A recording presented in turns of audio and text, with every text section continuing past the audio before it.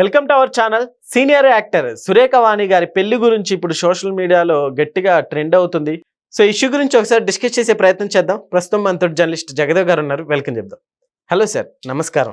నమస్తే Jagir. Yes sir, ఇప్పుడు నిజంగా ఈ వార్త నిజమే అంటారా?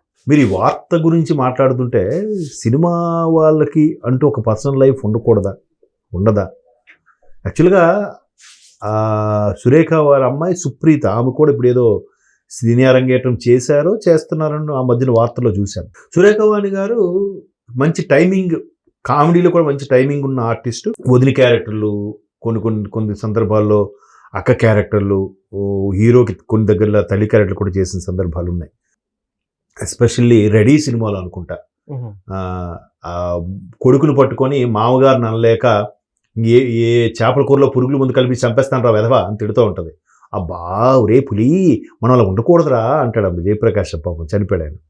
సో అట్లాంటి మంచి మంచి క్యారెక్టర్లతో ఆవిడ మెప్పించారు. అలాగే దేనికైనా రెడీ సినిమాలో కూడా ఏవిఎస్ గారికి భారీగా కూడా చేశారు ఆవిడ. సో ఇట్లాగా చాలా మంచి క్యారెక్టర్లు, బాద్షాలోను చాలా మంచి మంచి క్యారెక్టర్లు చేశారు. అయితే ఈ మధ్యకాలంలో ఆవిడకి సినిమాలు ఎందుకో ఎక్కువగా లేవు. ఇప్పుడు ఏంటంటే అన్ని పాన్ ఇండియా సినిమాలు అంటున్నారు, చిన్న చిన్న సినిమాలకి ప్రాధాన్యత ఇవ్వట్లేదు.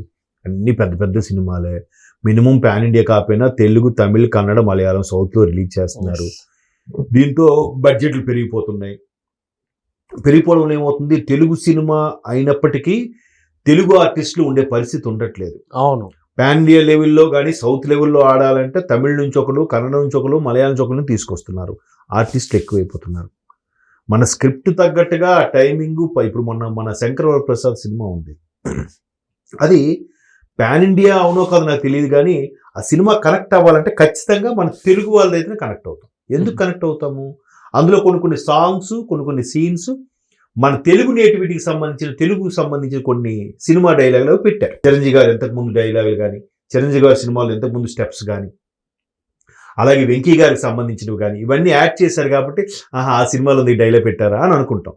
సింపుల్ ఉంది, ఏంటి మంచి మాస్ లుక్తో వచ్చావు అంటే నువ్వు మరి ఫ్యామిలీ లుక్లో రాలేదా, నువ్వు మాస్లాగా ఉన్నావు నువ్వు అంటే అది ఎవరు తెలుస్తుంది? మన తెలుగు వాళ్ళకి తెలుస్తుంది కదా.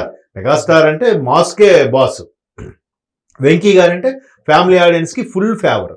సో ఆ పల్స్ మనకు తెలుస్తుంది, కానీ మనకు బాగా అక్కడ నవ్వు వస్తుంది, మిగతా భాషకి అక్కడ నవ్వు వస్తుంది. అలాగే సురేఖ వాణి గారు మంచి మంచి పాత్రలు చేసిన, చాలా స్లిమ్గా బాడీని కూడా చాలా స్లిమ్ మెయింటైన్ చేస్తున్నారు. అయితే వాళ్ళ అమ్మాయి ఏమంటుందంటే తల్లికి తోడుగా ఎవరైనా దొరికితే బాగున్ను అని. బట్ ఆమె కూడా చెప్పింది, మా ఫాదర్ జ్ఞాపకాలతోనే ఉంటుంది, మర్చిపోలేకపోతుంది. రెండో పెళ్లి చేసుకున్న వాళ్ళు కూడా ఉన్నారు. ఇప్పుడు సునీత గారు, సింగర్ సునీత గారు తర్వాత మళ్ళీ పెళ్లి చేసుకున్నారు నుంచి విన్నాం. తర్వాత దిల్ రాజు గారు కదా, ఆయనకి మళ్ళీ ఇప్పుడు బాబు ఎవరో. తర్వాత చాలా మంది కూడా చేసుకుంటారు, అది ఎవరిష్టం వాళ్ళది. తర్వాత మన విజయ నరేష్ గారు, సీనియర్ ఆర్టిస్ట్ నరేష్ గారు, ఆయన పవిత్ర ఆయన చేసుకున్నారు. సో అట్లాగా ఎవరు ఎప్పుడు ఎవరికి ఏది కనెక్ట్ అవుతుందో చెప్పలేం. అది వాళ్ళ ఇష్టం, వాళ్ళ వ్యక్తిగతం. కాకపోతే ఈ వయసులో ఈవిడికి పెళ్ళి అవసరమా, ఈవిడేంటి ఇలా ఉంది, ఈ సినిమా వాళ్ళు ఇంతే అని చాలామంది చులకనగా మాట్లాడతారు. చాలా తప్పు అది. కాకపోతే ఎవరింటి పరిస్థితులు వాళ్ళవి, ఎవరి అనుభవాలు వాళ్ళవి. సో అలాంటి నేపథ్యంలో సురేఖ వాణి గారికి సంవత్సరం నుంచి సినిమాలు లేవంటే చాలా ఇబ్బంది. సినిమా ఒక్కటే ఆధారంగా బతికిన వాళ్ళకి సినిమా ఆఫర్ లేకపోతే వాళ్ళకి వేరే పని చేతక, వేరే ఉద్యోగాలు చేయలేరు, వేరే రంగంలోకి వెళ్ళలేరు, ఎంతో ఇబ్బందులు పడతారు. కాబట్టి అలాంటి సందర్భంలో వాళ్ళకి చిన్న చితక అవకాశాలు కల్పించే మన తెలుగు దర్శకులకి, తెలుగు సినిమాలకి ముందు ఎంకరేజ్ చేస్తే ఇటువంటి వాళ్ళందరికీ 3 పూట్లకి 2 పూట్లైన భోజనం దొరుకుతుందని నా అభిప్రాయం. ఓకే, ఇట్లాంటివి చాలామంది సీనియర్ ఆర్టిస్టులు కూడా మెల్లమెల్లగా తెరమరుగు అయిపోతున్నారు. ఎక్కువ మంది ఆర్టిస్టులు అయిపోయారు. దానికి తోడు బుల్లితెర నుంచి వచ్చిన ఆర్టిస్టులు ఎక్కువైపోవడం వల్ల ఈ ఆర్టిస్టుల వాళ్ళ సమస్యలు కూడా కొన్ని ఎదురవుతున్నాయి.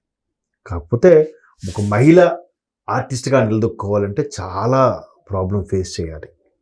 అన్ని ఫేస్ చేస్తూ తను ఒక ఆడపిల్లకి జన్మనిచ్చి, ఆ పిల్లని కూడా ఇప్పుడు రేపు ఫిబ్రవరిలో ఏదో సినిమా రిలీజ్ అవబోతుందట, ఆ సినిమాలో హీరోయిన్గా పెడుతూ ఆ స్థాయికి తీసుకురావడం అనేది ఇట్స్ నాట్ ఏ జోక్. చాలా, ఎందుకంటే రకరకాల విమర్శలు, రకరకాల వేధింపులు ఇవన్నీ చెప్పలేము. ఎందుకంటే చాలా మంది కాస్టింగ్ కౌచ్ అవి ఇవి అంటారు, లేవని అంటారు, కానీ కొన్ని రంగాల్లో కొన్ని సందర్భాల్లో అవి కూడా ఉన్నాయి. బట్ దాన్ని తప్పించుకొని చాకచక్యంగా మంచి మంచి ఆర్టిస్టులు అయిన వాళ్ళు ఉన్నారు. దానికి అవకాశాలు, ఆర్థిక సమస్యలతో సతమతమైన వాళ్ళు, లొంగిపోయిన వాళ్ళు కూడా ఉన్నారు.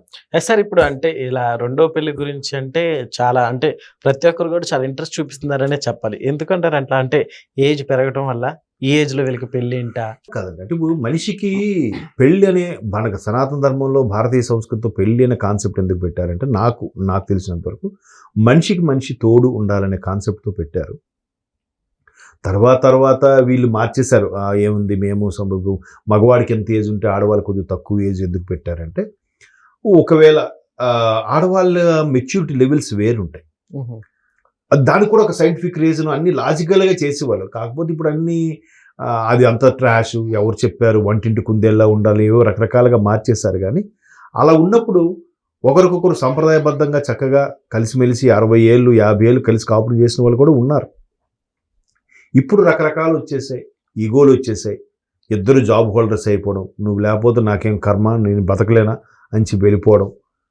అలా ఎంతమందిని మార్చుకుంటూ వెళ్తారు. సర్టెన్ ఏజ్ వచ్చాక అప్పుడు మనిషికి తోడు అవసరం. ఆ తోడు అప్పుడు ఇలా చేయకపోయింటే బాగుండేది, ఇలా చేయకపోవాల్సింది, అట్లా ఓవర్ యాక్షన్ చేయకపోవాల్సింది, ఆవేశపడకపోవాల్సింది, తను కొట్టకపోవాల్సింది, ఇట్లాంటి బాధపడడం కన్నా ముందే కాంప్రమైజ్ వెళ్తే బాగుంటుంది. రెండిట్లోనూ ఉండాలి. అది లేకపోవడం వల్ల ఏమవుద్దంటే కొన్నాళ్ళకి భర్త చనిపోయి ఇంకో చేసుకుంటే పర్వాలేదు, బట్ విడిపోయి ఇంకోళ్ళు చేసుకోవడం అనే దగ్గర రకరకాల కోణాలు, రకరకాల ఆలోచనలు. సరే వాడితో విడిపోయాను, వీడితో చేసుకుంటే మళ్ళీ వీడు కూడా అలాంటి శాడిస్టే అయితే, వీడు అలాంటి తాగుబోతు తిరిగిపోతే అయితే అనే ఆలోచనతోనే జీవితం గడిపేసి సింగిల్గా ఆ సింగిల్గా ఉండిపోయినప్పుడు వయసు మీద పడిన తర్వాత రకరకాల ఇబ్బందులు, రకరకాల సమస్యలు. ఇప్పుడు అంతేందుకు ఆర్నారాయణమూర్తిగా ఉన్న అతను ఆఖరికి నేను అలా చాలా తప్పు చేశాను బ్రదర్, అప్పుడులో చేసుకోవాల్సింది ఎలా ఉండిపోయాను, ఇప్పుడు మరి అది లేదు, నాకు అదృష్టం లేదు అని బాధపడ్డాను. దానికి ఒక సినిమా కూడా వచ్చింది, సాయి ధరమ్ తేజ్ గారు అతని ఇంటర్వ్యూని ఒక టీవీలో చూపిస్తూ ఒక సినిమా కూడా తీశారు దాని మీద. సోలో బ్రతికే సో బెటర్ అంటే అలాగా ఒక్కొక్కరు రియలైజ్ అవుతారు. బట్ అప్పటికే వయసు మీరిపోతుంది, అవకాశాలు దాటిపోతాయి. బట్ ఆమె అనేది ఏంటంటే తల్లికి కూడా తోడుంటే బాగుంది. ఎందుకంటే రేపొద్దు తిను ఈ సుప్రీత అనే అమ్మాయి కూడా హీరోయిన్ అయింది, బిజీ ఆర్టిస్ట్ అవుతుంది. రేపొద్దున ఆమె కూడా ఎవరినో మ్యారేజ్ చేసుకుంటుంది, ఆమె లైఫ్ ఆమెకి లీడ్ చేసుకుంటుంది. అప్పుడు తల్లిని కేర్ తీసుకోలేదనుకో, ఆమె పరిస్థితి వాళ్ళు అవ్వలేదనుకో, ఎవరు చూస్తారు? సో అలా ఉంటే బాగుండు నాకు అభిప్రాయం. చేసుకున్నా తప్పులేదు. ఇవాళ రేపు సినిమా వాళ్ళు కాబట్టి అన్నీ చూస్తున్నాం, కానీ సామాన్యులు ఎంతమంది చేయట్లేదు. 2 ఏళ్ళ పెళ్ళిళ్ళు 3 ఏళ్ళ పెళ్ళిళ్ళు చెందుకున్న లేరా చేసుకునేవాళ్ళు? Okay sir, thank you.